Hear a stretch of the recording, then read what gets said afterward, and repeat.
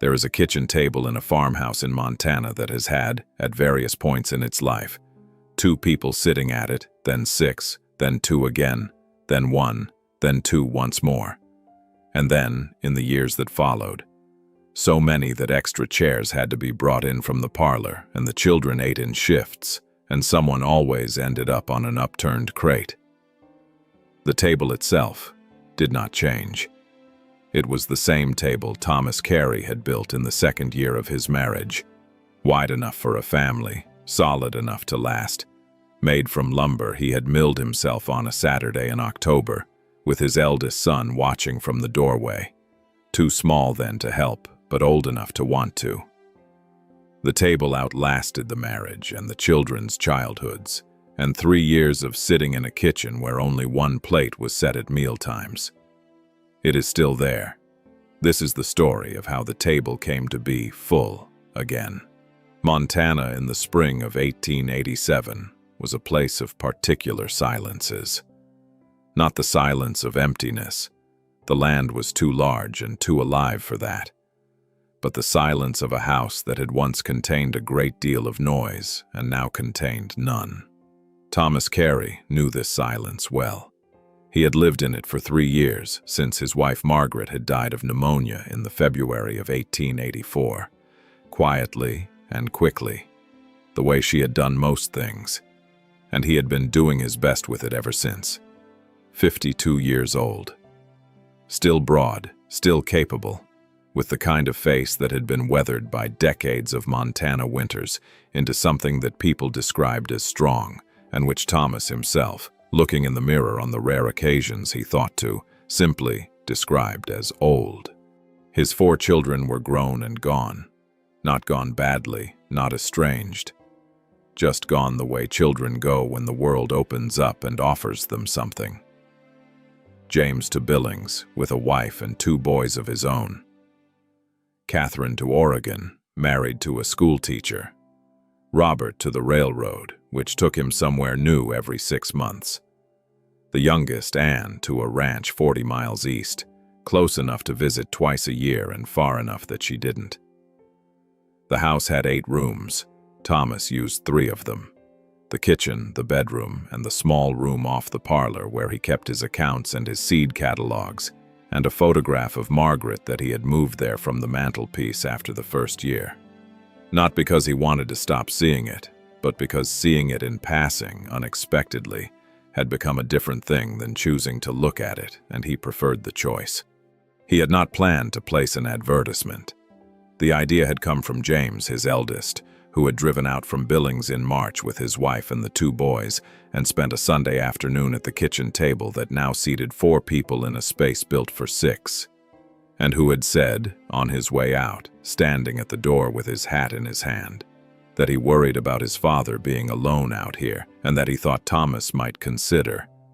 And Thomas had said he would think about it, which was what he said when he did not want to discuss something. And James had nodded and left. And Thomas had thought about it for 6 weeks before he did anything. The notice he placed in the Helena Weekly Herald was short. He had written 4 versions, each one more careful than the last, and thrown 3 of them away. The 4th he sent because it was the only one that said what he actually meant. It read, "Widower, 52, Custer County, Montana. 4 children, grown and gone. I built this house for a family, and it has been quiet for 3 years. I am not looking for someone to fill the silence. I am looking for someone who doesn't mind that it was once full. T. Carey." In Boston, Massachusetts, in the spring of 1887, a woman named Alice Brennan was finishing the last week of the school year with the particular exhaustion that comes not from the work itself, but from 31 children simultaneously discovering that summer was almost here and deciding, as one organism, that this made sitting still unnecessary. She was 34 years old, the daughter of a schoolteacher and a seamstress, both of whom had died within a year of each other when she was 20, leaving her with a small inheritance, a teaching certificate, and the clear understanding that she would need to make her own way. She had been making it for 14 years. She was good at teaching, genuinely good, not just adequate, in the way that comes from actually liking children, which not all teachers did, and from understanding that what children needed most was not information, but the confidence that someone believed they could hold it. She had a small apartment near the school, a cat named Aldous who had no interest in being named after anyone, and a life that was, by any reasonable measure, full. But there was a but, and she had been aware of it for about 2 years, and she had not done anything about it because doing something about it required admitting it, and admitting it required a certain kind of honesty that she had been putting off the way one puts off a difficult letter. Not indefinitely, just not yet. The but was this.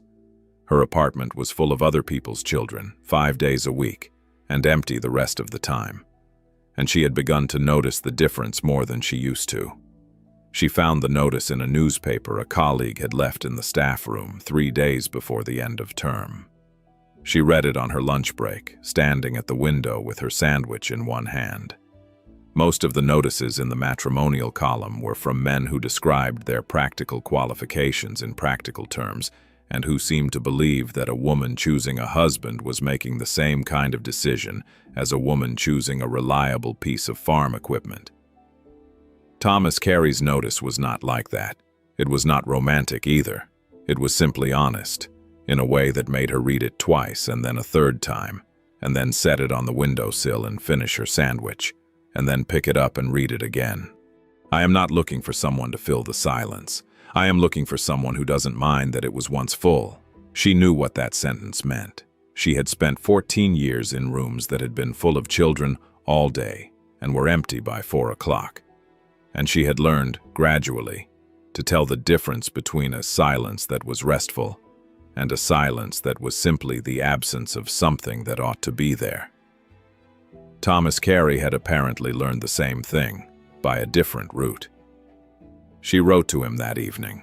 She told him her age, and that she taught school, and that she had been alone since she was 20 and had made a reasonable life of it, and that she understood, better than she might be expected to, what it meant to spend your days surrounded by people and come home to quiet. She did not say anything about what she hoped for. She said what was true. She signed it Alice Brennan and posted it the next morning, and spent the walk to school thinking about a kitchen table built wide enough for a family, sitting in a Montana farmhouse with one plate on it. Thomas read Alice's letter on a Thursday evening at the kitchen table with a cup of coffee that had gone cold, the way coffee always went cold, when he was reading something that held his attention. Beside his chair, a cattle dog named Bess lay with her head on his boot, which was where she put it every evening, not because she needed the warmth, but because she had decided, years ago, that this was her position and she intended to maintain it. He had received 11 replies to his notice. Most of them were from women who described themselves in terms he recognized as the terms women used when they thought they were supposed to impress someone: gentle, capable, hardworking, good with children. Alice Brennan's letter described herself in different terms entirely. It described a woman who had been alone for 14 years and had made a reasonable life of it and knew the difference between a restful quiet and a quiet that was the absence of something. He read it twice, and then he sat for a while with Bess's breathing audible against his boot, and then he wrote back. What followed, over the next 4 months, was a correspondence that surprised both of them by how quickly it became the most honest conversation either of them had had in years. Thomas wrote about the house, not to describe it, but because it kept coming up, the way a thing comes up when it is on your mind. He wrote about the kitchen table he had built too wide and had never regretted. He wrote about the way the house sounded in winter when the wind came down from the mountains, and how Margaret had always said it sounded like the house was telling you something, and how he had never been able to work out what. He wrote about Anne's last visit, how she had walked through the rooms slowly, the way children do when they are trying to remember what something was like before it changed, and how he had watched her do it and not said anything. Alice wrote about her students, specific ones, with specific qualities that she had noticed and that she described with the particular attention of someone who has been watching children carefully for a long time. She wrote about a boy named Samuel who could not read but could do mathematics in his head faster than she could on the blackboard, and about a girl named Clara who cried every Monday morning without fail and was perfectly fine by Tuesday, and how Alice had learned not to try to fix the crying, but simply to put a cup of water on the desk and let Monday be Monday. She wrote about Aldous the cat, who had no interest in being a comfort but was occasionally willing to be a presence, which she had found was sometimes enough. By the third month, the letters were arriving twice a week and running long, and Thomas had started, without quite deciding to, setting 2 cups out in the evenings before he remembered there was only him, and then leaving the second cup there anyway, because putting it back felt like a decision he didn't want to make. There was no obstacle. Alice gave notice at the school at the end of term. The headmaster wished her well with the genuine warmth of a man who would miss her, and knew it. Aldous the cat was accepted, without enthusiasm, by the neighbor's daughter, who had always wanted a cat and soon discovered why Aldous had ended up available. Alice packed her books, her teaching materials, her mother's china, and a small watercolor of the Boston Harbor that she had hung above her desk for 14 years, and which she wrapped in her winter coat for the journey. What gave her pause was the moment she took the watercolor off the wall. The rectangle of unfaded paint it left behind was a precise record of how long she had been in that apartment, and she stood looking at it for a while before she put her coat over it, and she thought, 14 years is a long time to look at one picture. It might be time to look at something else. The train to Montana took 4 days. The country outside the window changed in ways she had read about and not quite believed until she saw them. The cities thinning, the towns growing smaller and further apart. The sky doing things that the Boston sky had never done, opening up in ways that made her feel, not uncomfortably, like she was a great deal smaller than she usually thought she was. She was not afraid, exactly. She was something more complicated than afraid. The feeling of having made a decision that was the right size for her life, which was both reassuring and slightly vertiginous, the way any large, true thing tends to be. Somewhere in the last hours, with Montana outside the window doing its particular thing with light and distance, Alice took Thomas's first letter from her bag and read the notice he had quoted in it. "I am not looking for someone to fill the silence. I am looking for someone who doesn't mind that it was once full." She had read it many times by now, and each time it had meant the same thing. Which was how she knew it was true. She was not going to fill his silence. She was going to add her own sounds to it, and they would see what the combination made. The Custer County depot was a single platform in a landscape that went on in every direction without apparent limit, and Thomas Carey was standing at the far end of it with a cattle dog sitting at his left heel, both of them entirely still in the way of people and animals who have learned to wait without making a performance of it. He was taller than she had expected, and older looking, and the expression on his face when he saw her walking toward him was not the expression she had expected. Not relief, not performance, not the careful friendliness of a man trying to make a good first impression. It was simply recognition, the straightforward look of someone who has been reading a person's letters for 4 months and is now seeing whether the person matches. "Miss Brennan," he said. "Mr. Carey," she said. She looked down at Bess, who was conducting a thorough assessment of her traveling bag. "Is this Bess?" "It is," Thomas said. "She has opinions about luggage." Alice crouched down and let Bess finish her assessment, and Bess, having completed it, sat down squarely on Alice's foot with the authority of an animal rendering a verdict. "That's a good sign," Thomas said. "I'm choosing to take it as one," Alice said, and stood up, and they looked at each other for a moment in the Montana light, which was doing what Montana light did, making everything look very clear and very far away at the same time. And then Thomas picked up her trunk, and they walked to the wagon. The house was larger than she had pictured, set back from the road with a long view of the mountains to the west. It had the organized, maintained quality of a house that had been looked after carefully by someone who had no help doing it, which told her something. Inside, the kitchen was clean and spare, and the table, the one he had mentioned in his first letter, and then several times after, was exactly as large as she had imagined.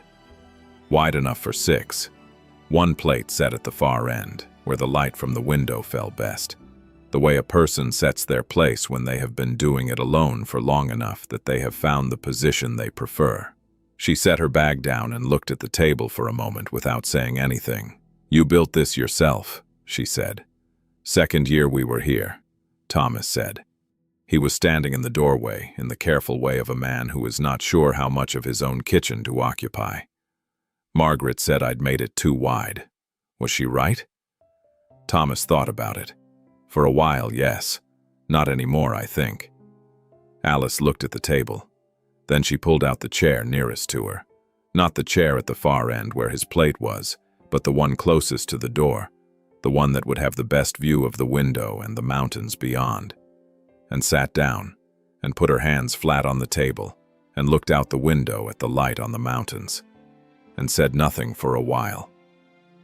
Thomas, after a moment, sat down at his end. Bess settled under the table between them, in the exact center, with the deliberate neutrality of a dog who has decided not to take sides. The silence was not uncomfortable. It was the particular silence of two people who have already said a great many things to each other and are now simply in the same room, which is a different thing from not having anything to say. "Well," Alice said eventually, "it's a good table." "It is," Thomas said. "Took me 3 days to get the legs level." 3 days seems like a long time. I wanted them right. Alice looked at him. He was not quite smiling, but the steadiness of his expression was the same steadiness she had recognized in his letters. A man who did things properly, because it mattered to him that they were done properly. Which was, she had found, a quality that announced itself in small ways before it announced itself in large ones. The proposal came 5 weeks later, on an evening in August, while they were sitting on the porch watching the light change on the mountains, which changed every evening and was different every time, and which Alice had started to look forward to with the same reliable pleasure she had once looked forward to the end of the school day. "I've been thinking about something," Thomas said. He had his coffee cup in both hands, the way he held it when he was working up to something. "I know," Alice said. "You've been thinking about it for about 2 weeks. You get quieter before things that matter to you." "Do I?" Noticeably. Thomas was quiet for a moment. Then he said, "I'd like to marry you, Alice, if you're willing." "I'm willing," she said. She looked out at the mountains. "I'd also like to move my chair at the table. I've been sitting too far from the window." Thomas looked at her. "You can sit wherever you like." "I know," she said. "I was waiting until I was staying." He was quiet for a long moment. Then he said, "You've been staying since the first week." "I know," Alice said. "I wanted to be sure you knew it too." They were married in September, in the front room, with James and his wife come down from Billings, and Anne and her husband up from the east, and the minister from town, and a neighbor woman named Mrs. Paulson, who had brought a pie and cried through most of the ceremony, which she said afterward was not sadness but relief, since she had been watching Thomas rattle around in that house for 3 years and had begun to despair. Catherine sent a letter from Oregon that arrived 2 days later, and which Thomas read at the kitchen table, and then folded carefully and put in the drawer with Margaret's photograph, which Alice knew about and did not mind, because she understood, better than most people might, that a drawer like that was not a closed door. It was a form of faithfulness, and she respected it. The years that followed were full. That was the word for it. Simply, thoroughly full. James's boys, Frank and William, took to Alice with the immediate trust of children who have never had cause to distrust teachers, and spent the first summer running in and out of the house at all hours with the cheerful chaos of children who have discovered that a grandmother's kitchen is a place where the usual rules apply more loosely than elsewhere. By the second year, Catherine had come from Oregon with her own daughter, and Anne's children had started appearing regularly on Sundays, and the kitchen table that had once seated 1 and then 2 was regularly seating 8 or 9, with the extra chairs from the parlor and someone on the upturned crate that had been brought in from the barn and which no one ever remembered to take back. Aldous the cat, contrary to all expectations, arrived from Boston 6 months after Alice did, delivered by a neighbor's son who had been passing through and who reported that the neighbor's daughter had asked him very politely to take the cat back. Aldous installed himself in the kitchen without ceremony, established immediate dominance over Bess, and spent the following years conducting himself with the particular dignity of an animal who has been underestimated and has decided not to let it bother him. Alice taught school in town from the 2nd year on, at the schoolhouse 3 miles east, and brought home in the evenings detailed accounts of students that Thomas listened to with the same attention he gave everything that mattered to him, which was considerable. He had built a shelf for her books by the end of the first winter, a long one, 2 walls of the small room off the parlor, with proper joints and level shelves, and had said only that the room had been underused and it seemed like the right thing to put in it. The hard winter of 1893 kept them snowbound for 6 weeks, which Thomas had seen before and prepared for, and which Alice had not seen before, and found to her own surprise more interesting than frightening. The particular intimacy of 2 people and a dog and a cat confined to 4 rooms by weather, which she later told her students, was an education in the difference between solitude and company and in why both of them mattered. Their own children did not come. They had not expected them at their ages, and they did not speak of it as a loss, because the house was full of children in other ways, grandchildren, students, the children of neighbors who drifted in and out with the easy frequency of young people who have identified a kitchen where they are always welcome. The table was full most Sundays. That was enough. That was more than enough. Thomas Carey died in the spring of 1907 at the age of 72, in the chair on the porch where he had sat every evening for 20 years, watching the light change on the mountains. Alice was beside him. He had been watching the light, and then he was not, and she sat with him for a while in the evening quiet that was his kind of quiet, the earned kind, the kind that had things in it, before she went to find James. In the weeks afterward, going through his desk, Alice found, beneath the seed catalogs and the account books, and the folded letter from Catherine that had arrived too late and which he had kept anyway, a single sheet in his handwriting. A draft of his notice written out twice. The first version was longer, age, acreage, the practical inventory of a man listing his qualifications. The second version was the short one, the one she had read standing at the window in Boston with a sandwich in her hand. Widower, 52, Custer County, Montana. 4 children, grown and gone. I built this house for a family, and it has been quiet for 3 years. I am not looking for someone to fill the silence. I am looking for someone who doesn't mind that it was once full. Below it, added later, in the slightly larger hand he used when he was writing something he had thought about for a long time. She did not mind. She moved her chair to the right position on the 5th week and told me she had been waiting until she was sure she was staying. I have thought about that sentence many times since.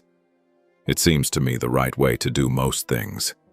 Wait until you are sure, and then move your chair. Alice folded the paper and put it in the drawer with the photograph.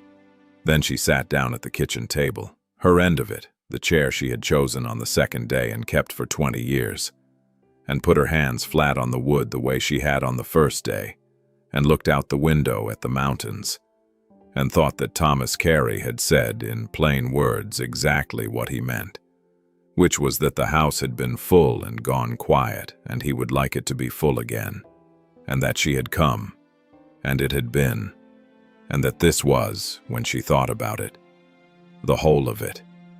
And the whole of it had been more than she could have calculated when she sat in a Boston apartment and read a notice in a newspaper on a Thursday in May 20 years before.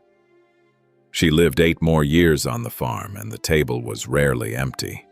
On the last morning, sitting in her chair with the mountains visible through the window, and Bess long gone and Aldous somehow still present, improbable and dignified on the windowsill, Alice thought that she had moved her chair to the right position and stayed, and that this had turned out to be exactly the right decision, and that she had known it was right from about the 5th week, which was when she had moved the chair, and which had been, she thought, exactly the right time to know.